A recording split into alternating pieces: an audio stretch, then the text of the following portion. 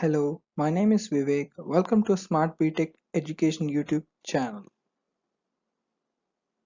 In today's video, I'm going to discuss about difference between file management system and DBMS and disadvantages of file processing system. I'll discuss about two topics. So let us discuss about the first topic, that is comparison between file management system and database management system, that is called DBMS.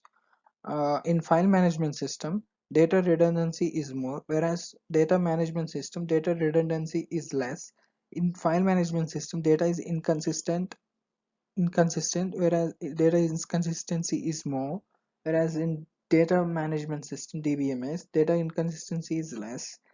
And file management system has a security, it has a low security, whereas data management system has a very high security. In the fourth point, in the file management system, recovery not possible and concurrent access not possible in file management system. Whereas in database management system, recovery is possible and concurrent access is also possible in database management systems. Coming to the fifth point, in file management system, transaction is not possible in file management system, whereas transaction is possible in database management systems. So we have discussed about the comparison between file management system and database management systems. So let's get into another topic, that is disadvantages of file processing system. Well, so these are the there are 5 disadvantages of file processing system. Let's discuss. So first one is about data redundancy and inconsistency. Second one is integrity problems. Third one is security problems. Fourth one is difficulty in accessing data. Fifth one, data isolation.